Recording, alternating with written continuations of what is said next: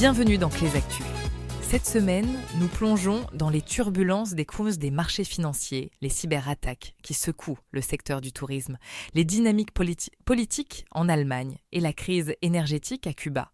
Nous ferons aussi un point sur la sécurité aérienne, les nouvelles tendances de consommation et de grandes affaires judiciaires.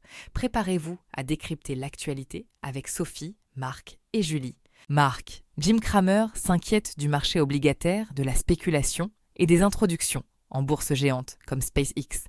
L'inflation et les salaires restent aussi au cœur des débats en France. Que nous dit cette effervescence financière ? C'est un cocktail potentiellement explosif.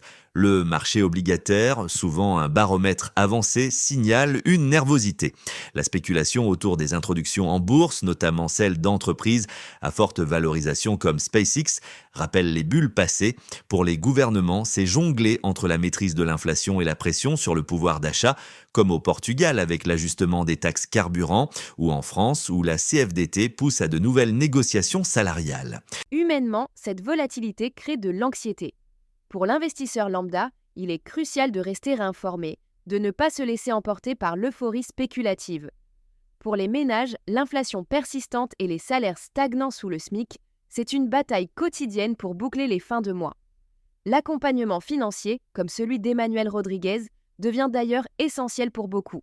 Des entreprises comme Bellambra et Pierre et Vacances ont été victimes de fuites de données massives. Julie, quel est l'impact de ces incidents pour nous, consommateurs ? C'est une vraie menace pour notre vie privée. Des millions de données personnelles, parfois de mineurs, sont exposées. Cela génère de la méfiance envers les entreprises et nous oblige à être constamment vigilants, changer nos mots de passe, surveiller nos comptes. Le coût humain de ces violations est énorme, entre le stress, le risque d'usurpation d'identité et la perte de confiance. Stratégiquement, c'est un signal d'alarme pour tout le secteur du tourisme et au-delà, ces attaques mettent en lumière la vulnérabilité des infrastructures numériques. Les entreprises doivent investir massivement dans la sécurité, mais aussi dans la gestion de crise et la communication post-attaque pour préserver leur réputation et la confiance de leurs clients. La conformité au RGPD est un impératif, mais la réalité montre que le défi est de taille. Marc, en Allemagne, l'AfD atteint des sommets dans les sondages. Tandis qu'à Cuba, une crise énergétique majeure secoue le pays. Quels sont les enjeux de ces dynamiques ? Deux situations très différentes, mais qui révèlent des tensions profondes. En Allemagne, la montée de l'AfD signale un mécontentement grandissant vis-à-vis des partis traditionnels et des politiques actuelles, notamment migratoires et économiques. C'est un défi majeur pour la stabilité politique de l'Europe. À Cuba, la crise énergétique est une convergence de facteurs, sanctions américaine, perte d'approvisionnement vénézuélien. C'est un État sous pression avec un risque humanitaire et de troubles sociaux accrus. Ces situations ont des répercussions directes sur les populations. En Allemagne, la polarisation politique peut créer des divisions et des inquiétudes pour l'avenir démocratique. À Cuba, c'est une lutte pour la survie quotidienne, pénurie de nourriture, coupure de courant prolongée. L'ambassade américaine émet des alertes de sécurité, ce qui montre l'ampleur de la détresse humaine et la fragilité de l'ordre social face à la crise. Marc, l'AESA assouplit ses restrictions pour les vols vers Israël et plusieurs compagnies reprennent le chemin de Tel Aviv. Mais dans le même temps, un procès inédit oppose l'hôte Polish Airlines à Boeing. Comment interpréter ces signaux ? D'un côté, on voit une normalisation progressive du trafic aérien dans des zones tendues, signe d'une évaluation des risques plus favorable. La reprise des vols vers Tel Aviv est une bonne nouvelle pour la connectivité et l'économie locale. De l'autre, le procès de Lot contre Boeing est un indicateur de la tension entre constructeurs et opérateurs. Après les scandales du 737 MAX, les compagnies cherchent à faire valoir leurs pertes. Et cela pourrait fragiliser davantage la réputation et les relations commerciales de Boeing tout en renforçant la pression sur la sécurité des appareils. Pour les passagers, la sécurité est primordiale. L'assouplissement de l'AESA est rassurant, mais l'incident de Croatia Airlines en Croatie nous rappelle que le risque zéro n'existe pas. Quant au procès Boeing, c'est un enjeu de confiance énorme. Les passagers veulent savoir que leur vie n'est pas mise en danger par des dissimulations ou des négligences. Ces affaires soulignent l'importance de la transparence et de la responsabilité dans un secteur aussi vital.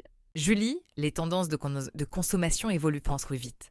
Les jeux de société investissent nos bars, Nos terrasses se transforment en cuisine d'extérieur et même les tomates en conserve se premiumisent.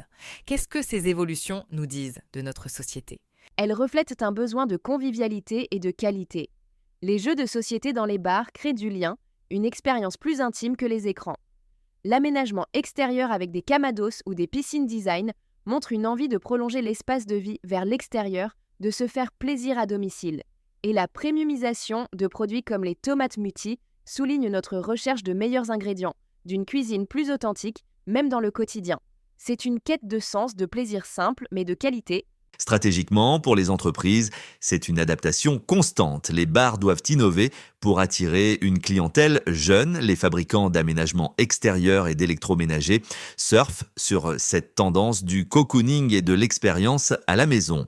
Mouti a compris l'importance du marketing de la qualité et de l'origine. C'est une opportunité pour les marques qui savent anticiper et répondre à ces désirs de mieux vivre, même si les coûts de production, comme l'énergie, pèsent sur les marges. Marc, on reparle de l'affaire Alex Murdaugh, dont la condamnation pour meurtre a été annulée. Et un tableau de Renoir, le Bal à Bougival, est au cœur d'une bataille juridique et financière.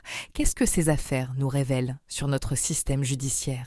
L'affaire Murdaugh, avec l'annulation de la condamnation pour influence inappropriée sur le jury, est un rappel cinglant des failles potentielles du système. Le nouveau procès et la possibilité de la peine de mort montrent que la quête de justice est complexe et parfois tortueuse. Quant au tableau de Renoir, c'est une lutte d'experts et de juristes autour de l'authenticité et de la valeur, révélant la puissance financière et les risques de manipulation dans le marché de l'art. Dans les deux cas, c'est une mise à l'épreuve des institutions et de la vérité. Humainement, l'affaire Murdaugh est une tragédie qui se prolonge pour les victimes et leurs familles, avec l'incertitude d'un nouveau procès. Cela érode la confiance du public dans le système judiciaire.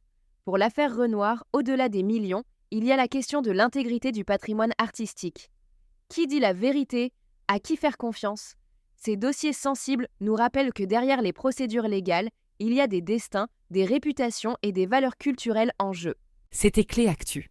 Merci de nous avoir écoutés et à vendredi prochain.